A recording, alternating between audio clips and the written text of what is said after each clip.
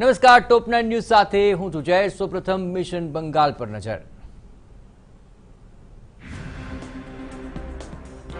પશ્ચિમ બંગાળ પ્રવાસના બીજા દિવસે કેન્દ્રીય ગૃહપ્રધાન અમિત શાહે મમતા સરકાર અને ટીએમસી પર કર્યા પ્રહાર। કહ્યું, બંગાળ ભ્રષ્ટાચારમાં નંબર 1, હવે દીદીની સરકાર જવાની છે। શાહે કહ્યું કે બંગાળની 10 કરોડ જનતાની ચિંતા કરવાની જગ્યાએ મમતા દીદીને પોતાના ભત્રીજાની છે ચિંતા। ટીએમસી પર પ્રહાર કરતા શાહે કહ્યું, ટોલબાજી, તૃષ્ટિકરણ અને તાનાશાહીમાં ટીએમસી અટકી ગઈ છે। અમિત શાહે બંગાળની પ્રજાની વિનંતી કરી કે તમે કમ્યુનિસ્ટને તક આપી, મમતાને તક આપી, એક વખત અમને તક આપો, અમે 5 વર્ષમાં સોનાર બાંગ્લા બનાવી દઈશું। તો ટીએમસીના ગઢ બીરભૂમમાં અમિત શાહે મેગા રોડ શો યોજ્યો। રોડ શોમાં કૈલાસ વિજયવર્ગીય, દિલીપ ઘોષ સહિત અનેક નેતાઓ રહ્યા સામેલ। હનુમાન મંદિરથી લઈને ડાક બંગલા સુધી આ રોડ શોનું આયોજન કરાયું। માત્ર 2 કિલોમીટરનો રોડ શો ભારે ભીડને કારણે લાંબા સમય સુધી ચાલ્યો હતો। તો ભીડમાં જય શ્રી રામના નારાઓ ગુંજ્યા।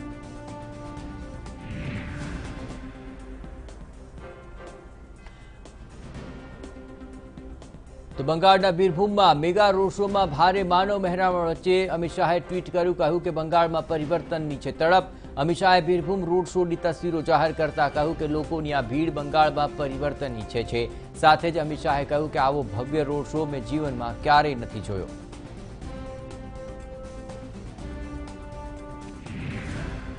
બંગાળ પ્રવાસના બીજા દિવસે અમિત શાહે TV9 સાથે કરી ખાસ વાતચીત। કહ્યું કે બંગાળમાં જીત માટે 6 વર્ષથી હું પ્રયત્નશીલ।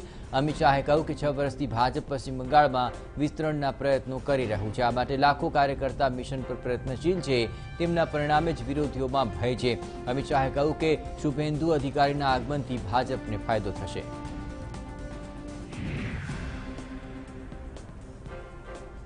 ભાજપના મિશન બંગાળના પ્રવાસના બીજા દિવસે અમિત શાહે રવિન્દ્રનાથ ટાગોરને પુષ્પાંજલિ અર્પિત કરી। ત્યારબાદ તેઓ વિશ્વ ભારતી યુનિવર્સિટીમાં અનેક કાર્યક્રમમાં ભાગ લીધો અને ત્યારબાદ અમિત શાહે બીરભૂમની અંદર બાઉલ ગાયકના ઘરે બપોરે ભોજન ગ્રહણ કર્યું। ગઈકાલે મિદનાપુરમાં ખેડૂતના ઘરે ભોજન કર્યા બાદ અમિત શાહ આજે બીરભૂમમાં બાઉલ ગાયકના ઘરે જમ્યા હતા। અમિત શાહે બાઉલ ગાયકના ઘરે એકદમ સાધારણ ભોજન લીધું હતું। શાંતિ નિકેતનમાં 1 કલાકથી વધુ સમય પસાર કર્યા બાદ અમિત શાહે કહ્યું, મારું સૌભાગ્ય છે કે હું ગુરુદેવને શ્રદ્ધાંજલિ દઈ શક્યો।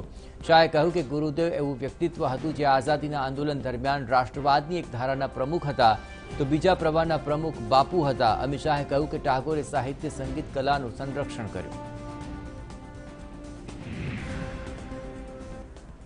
બંગાળમાં વિજય માટે ભાજપે સંપૂર્ણ તાકાત, સંસાધન અને લોકપ્રિય ચહેરાઓને મેદાનમાં ઉતારી દીધા। આવતા મહિનાથી એટલે કે નવા વર્ષથી ભાજપના કદાવર નેતા અને ગૃહપ્રધાન અમિત શાહ દર મહિને 1 અઠવાડિયું બંગાળમાં રોકાશે અને ચૂંટણી ઘટનાક્રમ, પ્રચાર, રણનીતિ અને માહોલ પર બાજ નજર રાખશે। મહત્વપૂર્ણ છે કે અમિત શાહ બંગાળમાં સતત જનસંપર્ક અભિયાન ચલાવી રહ્યા છે।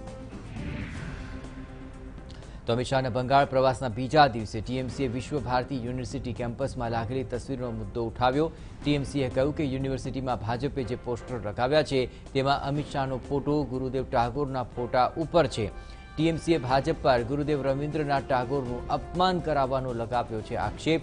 મહત્વપૂર્ણ છે કે અમિત શાહના સ્વાગત માટે ભાજપ કાર્યકર્તાએ યુનિવર્સિટી કેમ્પસમાં બેનર્સ લગાવ્યા હતા, જેમાં અમિત શાહ સૌથી ઉપર હતા અને બેનરમાં નીચે ગુરુદેવ રવિન્દ્રનાથ ટાગોરના સ્કેચ બનાવેલા હતા।